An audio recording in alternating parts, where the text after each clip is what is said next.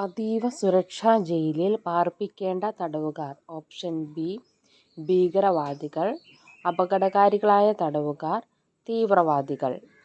Kerala prison act 2010 പ്രകാരം സംസ്ഥാന സർക്കാർ നൽകുന്ന പരോളുമായി ബന്ധപ്പെട്ട് താഴെ പറയുന്നവയിൽ ശരിയല്ലാത്തത് ഏതാണ്?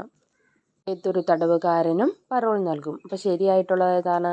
വ്യവസ്ഥകൾക്ക് വിധേയമായി ഉചിതമായ കാലാവധിക്ക് പരോൾ നൽകാം. അടുത്ത ബന്ധുവിൻ്റെ ഗുരുതരമായ രോഗമോ മരണമോ കാരണം പരോൾ നൽകാം. മറ്റേതെങ്കിലും മതിയായ കാരണമോ സംഗതിയിലോ പരോൾ നൽകാം. തടവുകാരുടെ, പ്രത്യേകിച്ച് സെൻട്രൽ ജയിലിനകത്തെ സാഹചര്യവുമായി പൊരുത്തപ്പെടുന്നതിനും വ്യക്തിപരമായും കുടുംബപരമായും പ്രശ്നങ്ങൾ പരിഹരിക്കുന്നതിന് സഹായിക്കുന്നതിനും ഒരു കൗൺസിലറായി പ്രവർത്തിക്കേണ്ടത് ആരാണ്? Option D welfare officer. 2014 Kerala പ്രിസണുകളും സംശുദ്ധീകരണ സമഗ്രീകരണ സേവനങ്ങളും ചട്ടങ്ങൾ പ്രകാരം തടവുകാരെ അകാല വിടുതൽ ശുപാർശ ചെയ്യുന്ന സമിതിയിൽ അംഗം അല്ലാത്തത് ആരാണ്? Option B police GDP. അപ്പോൾ അംഗങ്ങൾ ആരൊക്കെയാണ്? ജയിൽ GDP, ജില്ലാ പ്രൊബേഷണൽ ഓഫീസർ, ജില്ലാ ജഡ്ജി. ചുവടെ നൽകിയിരിക്കുന്ന പ്രസ്താവനകളിൽ ശരിയായത് ഏവ എന്ന് തിരഞ്ഞെടുക്കുക. ഓപ്ഷൻ സി ആണ് ശരിയായത്. 1ഉം 3ഉം മാത്രമാണ് ശരി. തുറന്ന ജയിലിൽ വേതനം അന്തേവാസികളായുള്ള തടവുകാർക്ക് കൂടുതലാണ്. അന്തേവാസികളായുള്ള തടവുകാർക്ക് സാധാരണ അവധിക്ക് പുറമെ തുറന്ന ജയിലുകളിൽ 15 ദിവസം കുടുംബ അവധിക്ക് അർഹത ഉണ്ടായിരിക്കുന്നതാണ്. മനുഷ്യാവകാശ കമ്മീഷന്റെ നേരിട്ടുള്ള അധികാരത്തിൽ വരാത്തത് ഏതാണ്? ഓപ്ഷൻ എ ആണ് ഏതെങ്കിലും ആളെ അറസ്റ്റ് ചെയ്യുന്നതിന്. അപ്പോൾ മനുഷ്യാവകാശ കമ്മീഷന്റെ നേരിട്ടുള്ള അധികാരത്തിൽ വരുന്നത് ഏതൊക്കെയാണ്? ഏതെങ്കിലും ആളെ സമൺ ചെയ്യുകയും ഹാജരാക്കുകയും വിസ്തരിക്കുകയും ചെയ്യുന്നത്, ഏതെങ്കിലും പ്രമാണം കണ്ടെത്തുവാനും ഹാജരാക്കാനും ആവശ്യപ്പെടുന്നത്, ഏതെങ്കിലും ഓഫീസിൽ നിന്ന് ഏതെങ്കിലും പൊതുരേഖയോ പകർപ്പോ ആവശ്യപ്പെടുന്നതിന്. സംസ്ഥാന മനുഷ്യാവകാശ കമ്മീഷൻ അംഗങ്ങളിൽ പെടാത്തത് ആരാണ്? ഓപ്ഷൻ ഡി ആണ് ആൻസർ. സുപ്രീം കോടതി ജഡ്ജി ആയിരുന്നതോ ആയ ഒരു വ്യക്തിയോ. അപ്പോൾ സംസ്ഥാന മനുഷ്യാവകാശ കമ്മീഷൻ അംഗങ്ങളിൽ പെടുന്നത് ആരൊക്കെയാണ്?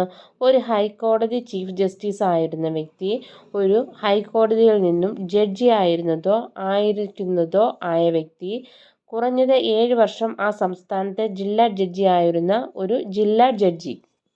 ആരോപിക്കപ്പെടുന്ന പ്രവൃത്തി ചെയ്ത തീയതി മുതൽ എത്ര കാലാവധി കഴിഞ്ഞ ശേഷം ഏതൊരു സംഗതിയിലും മനുഷ്യാവകാശ കമ്മീഷൻ അന്വേഷണ വിചാരണ നടത്തുവാൻ പാടുള്ളതല്ല. ഓപ്ഷൻ സി 1 വർഷം. മനുഷ്യാവകാശ കമ്മീഷന്റെ കാര്യക്ഷമമായ നിർവഹണത്തിന് ഏത് റാങ്കിൽ കുറയാത്ത പോലീസ് ഓഫീസറാണ് സെക്ഷൻ 27 പ്രകാരം നിയോഗിക്കപ്പെട്ടത്? ഓപ്ഷൻ ഡി ആണ് IG.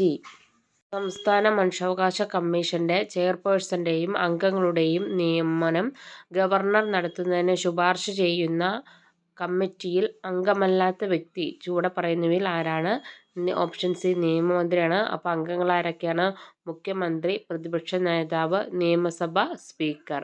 വിവരാവകാശ നിയമം 2025 പ്രകാരം ആവശ്യപ്പെട്ടിട്ടുള്ള വിവരം ഒരു വ്യക്തിയുടെ ജീവനും സ്വത്തിനും സംബന്ധിച്ചുള്ളതാണെങ്കിൽ അപേക്ഷ ലഭിച്ച എത്ര സമയത്തിനുള്ളിൽ മറുപടി നൽകണം? 48 മണിക്കൂർ. ചീഫ് ഇൻഫർമേഷൻ കമ്മീഷണറുടെ നിയമനവുമായി ബന്ധപ്പെട്ട താഴെ പറയുന്ന പ്രസ്താവനകളിൽ ശരിയായിട്ടുള്ളവ ഏതാണ്? ഓപ്ഷൻ എ 1 ശരിയാണ്. 5 വർഷം കാലാവധി. 65 വയസ്സ് പൂർത്തിയായ ശേഷം സ്ഥാനം വഹിക്കുവാൻ പാടില്ല. വിവരം ലഭിക്കുവാനുള്ള അവകാശം ഇന്ത്യൻ ഭരണഘടനയുടെ എത്രാമത്തെ അനുച്ഛേദം ഉറപ്പു നൽകുന്നു? Option A 19.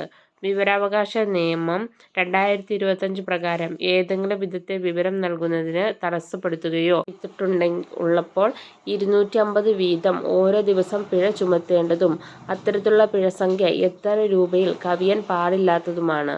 Option C 25,000. അതിൽ കവിയാൻ പാടില്ല.